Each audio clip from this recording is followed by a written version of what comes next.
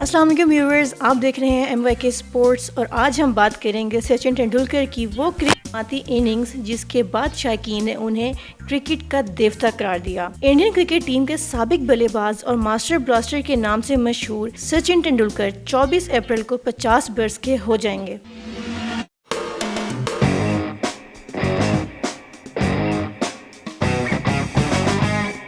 22 अप्रैल 1998 को अपनी सालगिरह से 2 दिन पहले जब तेंदुलकर ने शारजा स्टेडियम में इंडिया और ऑस्ट्रेलिया के दरमियान एक शानदार इनिंग्स खेली, तब वो 25 साल के थे। इस इनिंग्स का असर इस हकीकत से समझा जा सकता है कि बहुत से नाक़िदीन और क्रिकेट के शायकीन ने इस इनिंग्स के बाद सचिन को क्रिकेट का देवता कहना शुरू कर दिया। 25 साल बाद सचिन तेंदुलकर को अपनी इनिंग्स याद आ गई और उन्होंने हफ्ते को इस इनिंग्स के 25 साल मुकम्मल होने पर केक भी काटा। सचिन के साथ उनके बहुत से मद्दाह भी मौजूद थे।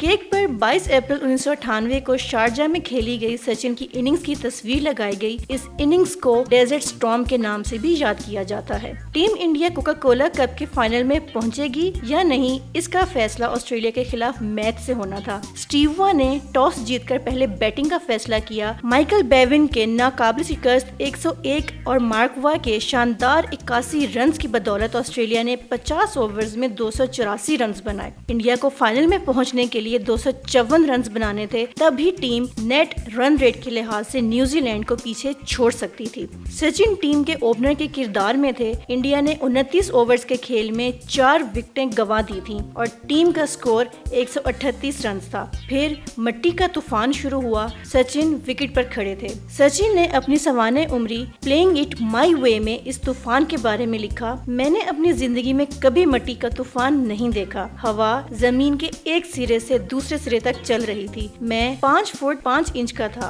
मैं खौफजदा था, तूफान मुझे उड़ा सकता है। लिहाजा मैं जाकर ऑस्ट्रेलियाई विकेट कीपर एडम गिलक्रिस्ट के पीछे खड़ा हो गया कि अगर उड़ने लगा तो उसे पकड़ लूंगा। ताहम इस तूफान का तेंदुलकर की रूह पर कोई असर नहीं हुआ। तूफान थमने के बाद जब खेल दोबारा शुरू हुआ तो इंडिया को जीत के लिए 46 ओवर्स में 274 रन दरकार थे और फाइनल के लिए क्वालिफाई करने के लिए 237 रन यानी 17 ओवर्स में कम से कम भी 100 रन बनाने थे। सचिन अकेले ही काफी थे। आते ही उन्होंने ऑस्ट्रेलियाई बॉलर टॉम मूडी को छक्का मारा। उन्होंने 131 गेंदों पर 143 रन बनाए। 9 चौकों और 5 छक्कों के साथ तेंदुलकर की ये इनिंग्स टीम इंडिया को जितवा तो नहीं सकी, लेकिन टीम फाइनल में जगह बनाने में कामयाब हो गई। उनकी इनिंग्स की वजह से लोग रेत के तूफान को भूल गए और इस मैच को सचिन तूफान के नाम से याद करने लगे। सचिन की इनिंग्स ने ऑस्ट्रेलियाई फास्ट बॉलर माइकल कॉस्प्रोचिस को चौंका दिया। डैमियन फ्लेमिंग इस पर यकीन नहीं कर सके और शेन वॉर्न ने बाद में कहा कि सचिन के छक्के उन्हें ख्वाबों में भी डराते रहे। अगर सचिन तेंदुलकर को 43 ओवर में डैमियन फ्लेमिंग ने आउट ना किया होता तो वो मैच भी जीतने की पोजीशन में नजर